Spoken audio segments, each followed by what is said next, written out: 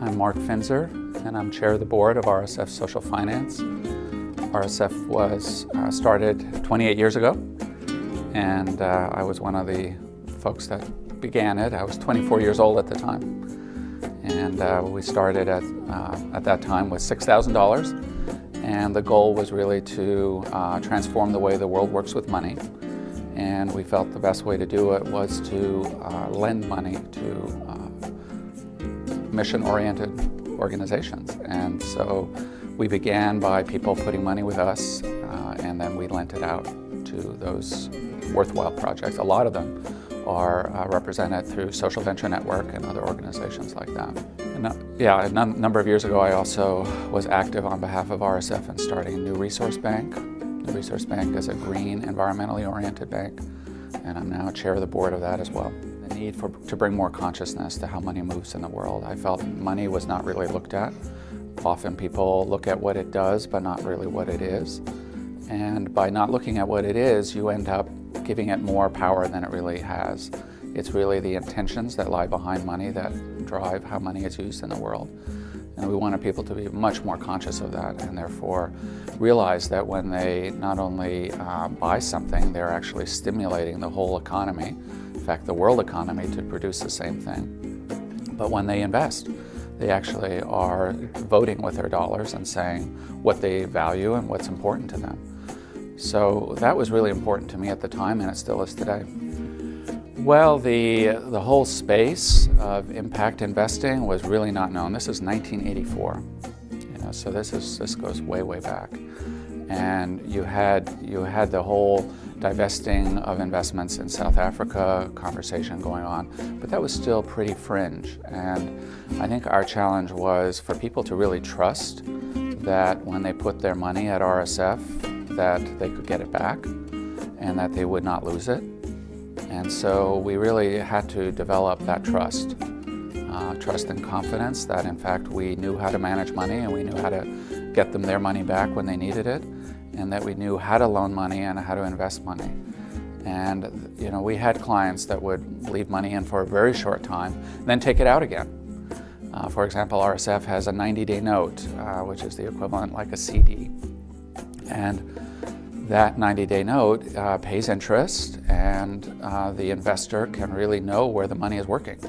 And they can see through RSF's website and through the kind of reports RSF gives that the money is really doing something that's connected to their values and to their purpose in their life.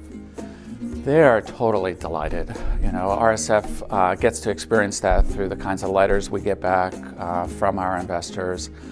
We also have something really unique that we wish everybody would be doing. We have something called RSF pricing meetings, where we bring together those who have put money with us and those who have borrowed money from us.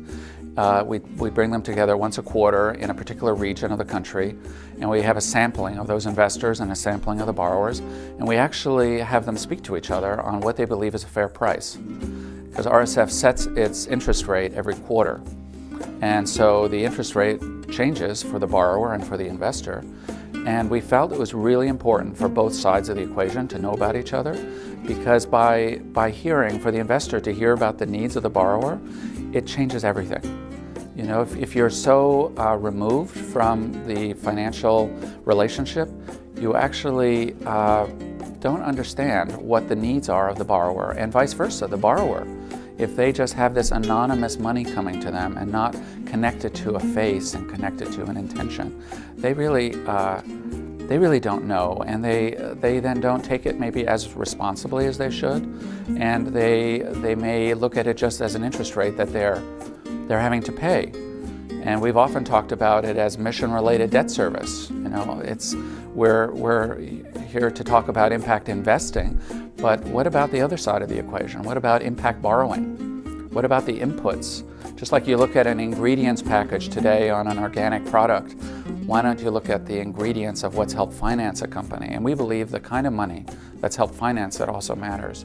And the borrowers get it when they talk to the investors and they hear why they've put their money there, and that they've taken money for their children's education and put it at RSF, or it's some of their retirement money. That's really compelling for the borrowers to realize that they're getting money filled with intention that want them to succeed, and they then take it very, very responsibly as well. I think so. I mean, RSF, stands for the name Rudolf Steiner, and Rudolf Steiner is associated with a lot of great things that have happened in the world, whether it's biodynamic agriculture, Waldorf education, and I went to a Waldorf school. So it's in my bones, the working in a holistic way for the furtherance of humanity and for the planet. I think one of the challenges is having enough places to invest. I think there are a lot of great initiatives, and those who are taking that initiative often feel that there's never enough money and they feel the lack. But I would say from the investor side and from being involved, whether it's in more traditional venture investing or lending as RSF does, or a new resource bank, there are not enough good managers and people who are able to steward those resources and really grow and scale these companies. And so I think as more money flows into the space, I think we have to continue to grow the entrepreneurs. I'm totally delighted with a lot of the green MBA programs that are popping up around the country, and the MBA candidates that are coming out of these business schools are really exciting, because you can see them as the next crop of entrepreneurs and managers that will really be able to steward their companies and be responsible stewards of capital that comes to them. I speak, at these various places. I also speak at high schools, because I feel you really have to start early. My son did.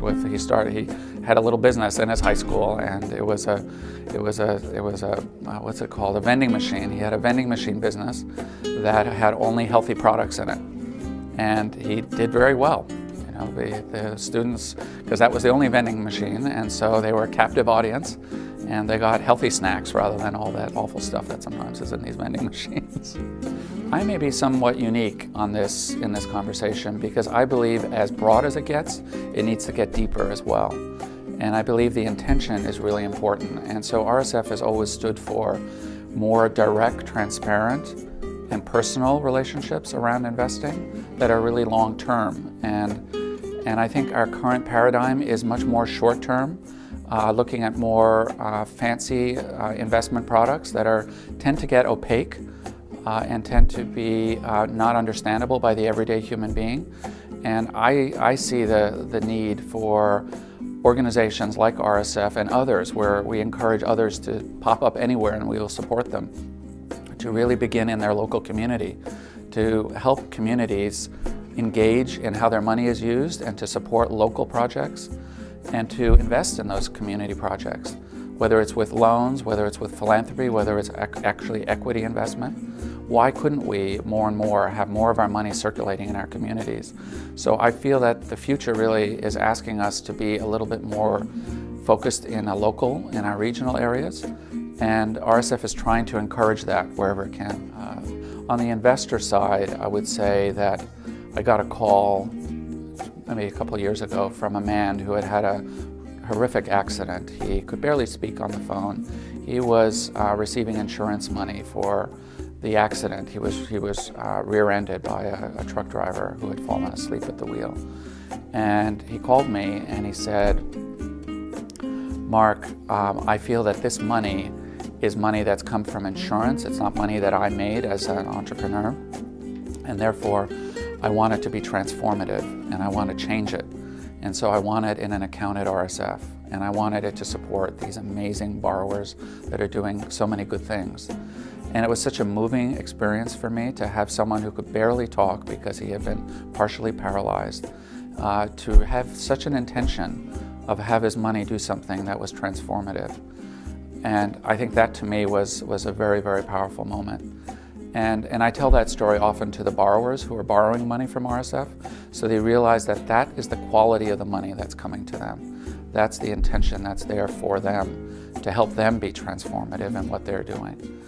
And I think another example on the borrower side was we had a borrower who was in trouble, and they had a community of guarantors around them. And one of the guarantors, it turns out that she had used money to guarantee this loan that was intended for her children's college education. And that borrower ran into trouble, and we needed to call the guarantee. And we found out that that this money from this one guarantor was going to be for her children's education. And we broadcast that anonymously, and we let people know. And more money poured in, and not only was that organization helped, but she was let off the hook. And it's that kind of community, that kind of community engagement that has kept me going and kept me inspired for the last 28 years. RSF is around 145 million of assets under management, and we've been growing through these challenging economic times. We've actually been growing more than ever before. There's been just a new consciousness of being upset with the way the big banks handled money, and people wanting to put their money in smaller organizations where they can feel it and touch it and feel a connection to it. And so we have a record number of accounts that have opened last year in 2011, 2010, and again this year. And so the kind of growth that we're experiencing is exciting, but it's also manageable. I think growth at around 20% is a manageable growth. We try to budget usually around 15%, but that kind of sustainable growth is okay, and we would want to be sure that we didn't grow too fast, because we want to be healthy and we want to make sure that the money is constantly put into good use. RSF is 100% impact investing. So every cent that's at RSF is focused on its mission. And we want to lead that way. We have a donor advised fund program at RSF where 100% of folks that have donor advised fund money at RSF have their money working also in companies and funds that are completely impact oriented. And that's unique, and we've been doing that for a long time. We're happy to say that we actually got out of public equities for the donor advised funds, because those are assets that we actually hold. We got out of public equities a number of years ago.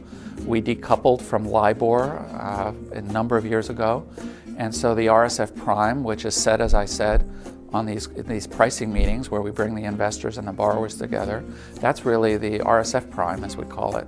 So we almost are, in some sense, off the grid in that way, and we feel that it's our community that's helping to drive where RSF is going. I have many mentors, but I would say when you're in the lending business, it's your clients, whether it's the investors or whether it's the borrowers. I get to learn, and I've been able to learn for 28 years, all these amazing businesses, whether it's in the food and agriculture space, whether it's in the sustainable clean tech space, whether it's in education or in the arts. So you get to learn these businesses through lending to these borrowers.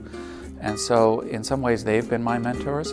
But from a banking standpoint, one of the key people in my life has been a man by the name of Rolf Kerler. He was part of a bank that was also inspired by the work of Rudolf Steiner over in Europe. And he told me early on, he was a young person that had started also very early on in this industry, and he told me, realize that in many ways you have to just be a listener, and you have to have inside you the question of how can I help you as you listen. And that has really been the guide for me, is how can I be a better listener? Because it's through the listening that you can come up with a solution that maybe even the entrepreneur, the project that's looking for financing, they may not even realize what their question is, but I believe by deeply listening to them, their question actually becomes clear. And it's been wonderful to see how so many of the entrepreneurs and so many of the community here at SVN, for example, the SVN community, you talk to pretty much every company here at SVN. They've in one way or the other been either financed or received funding through RSF. And each one of them are the champions and are the ones that inspire me in so many ways. My name is Mark Finser, and I'm chair of the board of RSF Social Finance. And we are about transforming the way the world works with money by investing dollars in the impact space, impact investing space. Perfect. Well, and we have the... You'll cut it.